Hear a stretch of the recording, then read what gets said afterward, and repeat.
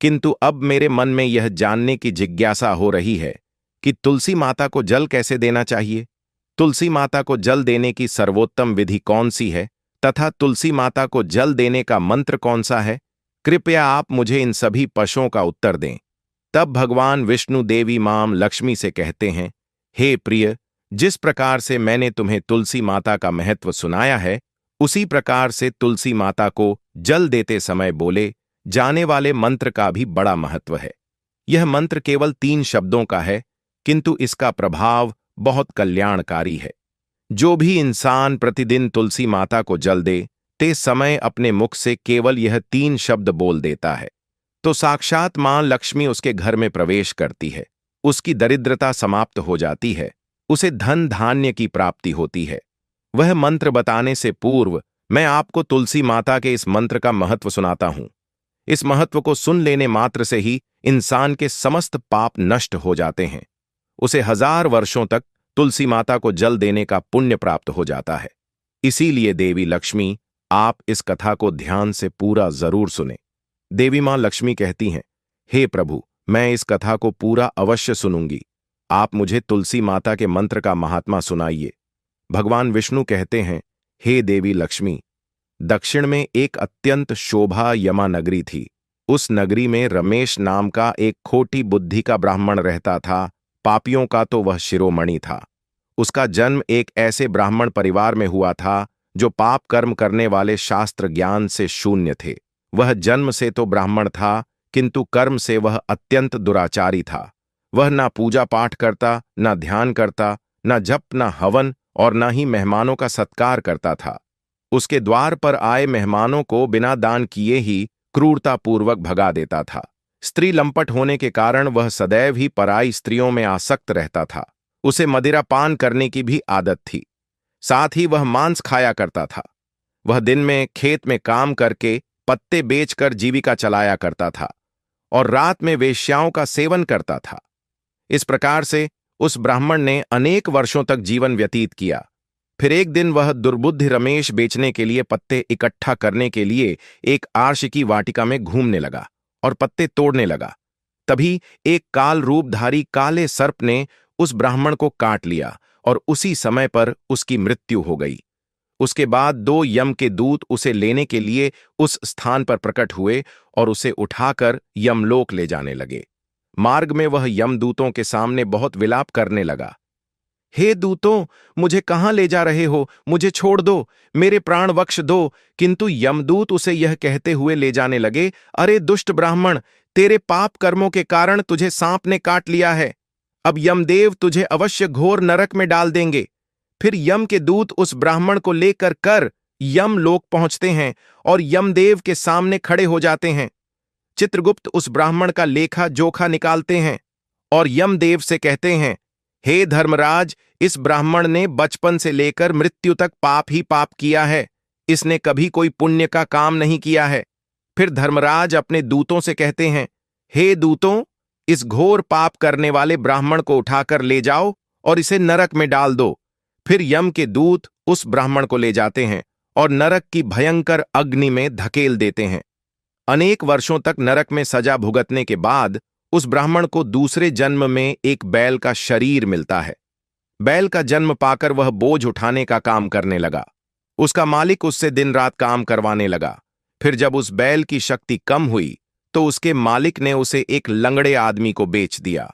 उस लंगड़े आदमी ने उस बैल को खुद का बोझ उठाने के लिए उपयोग किया। वह उसकी पीठ पर बैठकर घूमा करता था। इस प्रकार से उस बैल ने 8 वर्ष तक उस लंगड़े आदमी का बोझ उठाया। फिर एक दिन वह लंगड़ा आदमी उस बैल की पीठ पर बैठकर किसी ऊंचे पर्वत पर जाने लगता है। उस पर्वत पर बहुत देर तक चढ़ने के कारण वह बैल बहुत थक गया। उसकी शक्ति क्षीण हो गई और कुछ समय बाद वह बैल बहुत जोर से मूर्छित होकर जमीन पर गिर पड़ा और अंतिम सांसें लेने लगा। तभी वहां पर खड़े लोगों को उस बैल पर बड़ी दया आ गई और वे उसके मुख में पानी डालने लगे। फिर उन लोगों में एक पुण्यात्मा व्यक्ति था। उसने उस बैल का कल्याण करने के लिए अपना पुण्य उस बैल को दे दिया। उसे देखकर अन्य लोगों ने भी अपना अपना पुण्य याद करके कुछ पुण्य उस बैल को दे दिया ताकि उसे मुक्ति मिल सके। उसी भीड़ में एक वेश्या भी खड़ी हुई थी। सभी लोग अपना पुण्य उस बैल को दे रहे थे। यह देखकर उस वेश्या ने भी अपना पुण्य उस बैल को दे दिया। कुछ देर बाद उस बैल की मृत्यु हो जाती है। फिर उस स्थान पर यमदूत आते हैं और उस बैल के शरीर से उस ब्राह्मण की आत्मा को निकालकर यमलोक ले जाते हैं। यमलोक ले जाने पर उसे यमदेव के सामने खड़ा किया जाता है और फिर चित्रगुप्त उसका लेखा जोखा देखते हैं तो वे आश्चर्य में पड़ जाते हैं। उस वैश्या के द्वारा उस बैल को दिया हुआ पुण्य बहुत बड़ा होता है। उस पुण्य के प्रभाव से सभी जन्मों के पाप नष्ट हो जाते हैं। फिर देव उस ब्राह्मण के सभी पाप क्षमा करते हैं और कहते हैं, हे ब्राह्मण, उस वैश्या ने तुझे अपना पुण्य देकर तुझ पर बड़ा उपकार किया है। केवल उसी के पुण्य के कारण तुम्हारे सब जन्मों के पाप नष्ट हो गए हैं और यमदेव उसे फिर से इंसान जन्म प्रदान करते हैं। इस बार वह पृथ्वी पर आकर एक उत्तम ब्राह्मण कुल में जन्म लेता है। उस महापुण्य के प्रभाव से उसे इस नए जन्म में अपने पूर्व जन्म की बातें याद आने लगती हैं। जब वह ब्राह्मण बड़ा हो जाता है तो उसे याद आता है कि पिछले जन्म में जब वह बैल था तब एक वैश्या ने उसे उसका पुण्य दे दिया था। इसीलिए उसके मन में उस वैश्या के बारे में जानने की इच्छा होती है और उस महापुण्य के बारे में जानने के लिए उस वैश्या का पता लगाकर उसे ढूंढते हुए उसके नगर में चला जाता है। वह वैश्या अब बूढ़ी हो चुकी थी। फिर जब उसे वह वैश्या मिल जाती है तो वह उसके सामने जाकर उसे बार बार प्रणाम करता है और उस वैश्या का धन्यवाद करने लगता है। वह वैश्या कहने लगती है, हे ब्राह्मण श्रेष्ठ, आप कौन हैं और किस कारणवश आप मुझ वैश्या को धन्यवाद दे रहे हैं? मैंने आपका कौन सा कार्य किया है जो आप मुझे नमस्कार कर रहे हैं? तब वह ब्राह्मण कहता है, हे मां, मैं वही बैल हूं जिसे तुमने अपना पुण्य दे डाला था। अपने पाप कर्मों के कारण मुझे पिछले जन्म में बैल होना पड़ा था। उस पर्वत पर जब मैं मर रहा था तो तुमने मुझे ना पुण्य दिया था। तुम्हारे पुण्य के प्रभाव से ही आज मुझे फिर से इंसान जन्म मिला है। तुम्हारे द्वारा दिए गए उसी पुण्य के कारण मुझे अपने पूर्व जन्म की सारी बातें याद है। किंतु हे मां, मैं आज यहां पर यह जानने के लिए आया हूं कि तुमने मुझे उस समय पर अपना कौन सा पुण्य दिया था जिस कारण से मेरे सभी जन्मों के पाप नष्ट हो चुके हैं। मैं उस पुण्य के बारे में जानना चाहता हूं। तब वैश्या ने कहा, हे ब्राह्मण श्रेष्ठ, मैंने तो अपने जीवन में कोई पुण्य के काम नहीं किए हैं, किंतु मेरे घर में एक तोता है जो पिंजरे में रहकर हमेशा कुछ बोलता रहता है, जिसे सुनकर मेरा अंतकरण पवित्र हो गया है। उसी तोते के द्वारा बोले गए मंत्र का पुण्य मैंने तुम्हें दान में दिया था। फिर वह वैश्य और वह ब्राह्मण उस तोते के पास जाते हैं और उसे पूछने लगते हैं, हे शुक, तुम कौन सा मंत्र बोलते रहते हो जिससे हमारे जीवन का उद्धार हुआ है? यह मंत्र तुम्हें किसने सिखाया और इस मंत्र का क्या अर्थ होता है? तब उस तोते ने अपने पूर्व जन्म का वृतांत सुनाना आरंभ किया। वह तोता कहने लगा, हे ब्राह्मण श्रेष्ठ, पिछले जन्म में मैं एक ब्राह्मण था। मैं अपने ज्ञान के अहंकार में अंधा हो चुका था। मैंने कभी गुरुजनों का आदर नहीं किया, सदैव ही उनका अपमान किया। मुझे अपने ज्ञान पर इतना अधिक घमंड हो गया था कि जिस कारण से मेरा क्रोध बहुत अधिक बढ़ गया और मैं सभी से द्वेष करने लगा, अन्य मनुष्यों को तुच्छ समझने लगा, विद्वानों का भरी सभा में अपमान करने लगा। फिर कालांतर में मेरी मृत्यु हो गई और मुझे यमलोक ले जाया गया। पूज्य जनों और गुरुजनों का अपमान करने के कारण मुझे तोते के कुल में डाल दिया गया और मेरा जन्म एक तोते के रूप में हो गया। मेरे पाप कर्मों के कारण छोटी अवस्था में ही मेरा अपने माता पिता से हो गया। फिर मैं पेड़ की डाल पर बैठकर रो रहा था तो उसी स्थान से कुछ मुनि जा रहे थे। उन्होंने मेरी दयनीय पुकार सुनी और मुझे लेकर अपने आश्रम में चले गए। वहां उस आश्रम पर उन्होंने मुझे एक सुंदर पिंजरे में रखा और मेरा अच्छी तरह से ख्याल रखा। वे मुझे प्रतिदिन भोजन दिया करते थे और पढ़ाते थे। उस स्थान पर वे आर्षि मुनि, उनकी स्त्रियां और बालक सभी प्रतिदिन तुलसी माता के पौधे को जल देते थे और उसके सामने एक मंत्र का जाप करते थे। उन्हीं के मुख बार बार उस मंत्र को सुनकर मैंने उसे रट लिया और तभी से मैं उस मंत्र को जान गया हूं और वही मंत्र मैं दिन रात बोलता हूं। उस मंत्र के प्रभाव से मेरी कभी मृत्यु नहीं हुई और मेरी आयु 100 वर्ष की हो गई और मैं इतने वर्षों तक जीवित रहा। इसी बीच एक रात को एक चोर उस स्थान पर आ गया और उसने मुझे वहां से चुरा लिया, और फिर इस वैश्या ने मुझे उस चोर से खरीद लिया।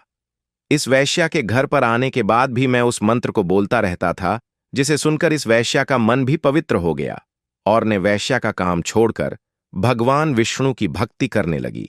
उसी मंत्र के प्रभाव से मेरे पूर्व जन्मों के सभी पाप नष्ट हो गए और उसी मंत्र के प्रभाव से इस वैश्या का भी अंतकरण पवित्र हो गया। हे ब्राह्मण देवता, उसी मंत्र के पुण्य से आप भी पाप मुक्त हो गए हैं।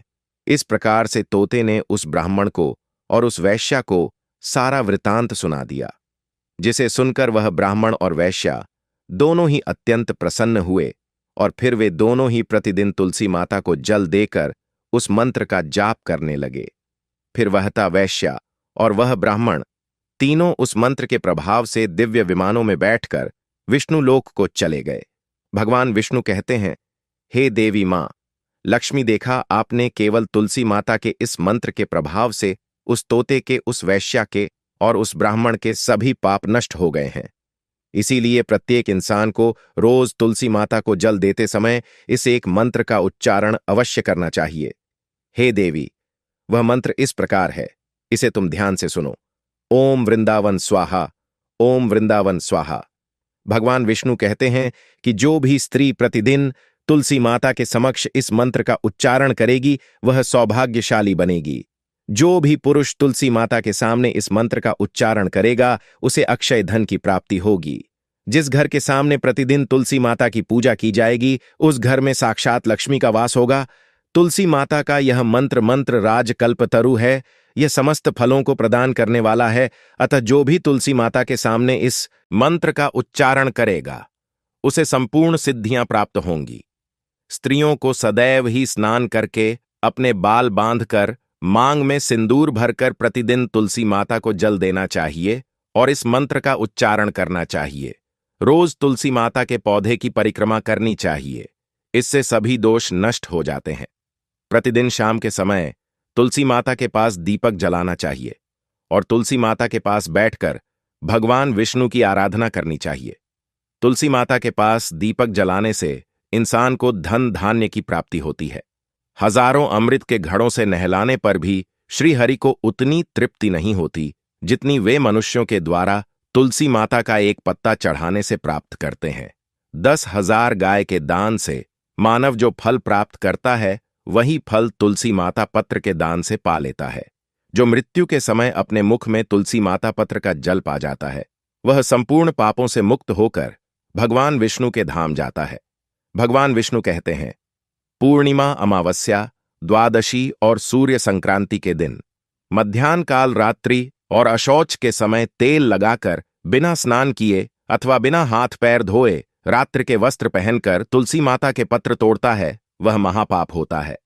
श्राद्ध, व्रत, दान, प्रतिष्ठा तथा देव पूजा के लिए तोड़े हुए तुलसी माता पत्र बांसी होने पर भी 3 रात्रि तक पवित्र ही रहते हैं।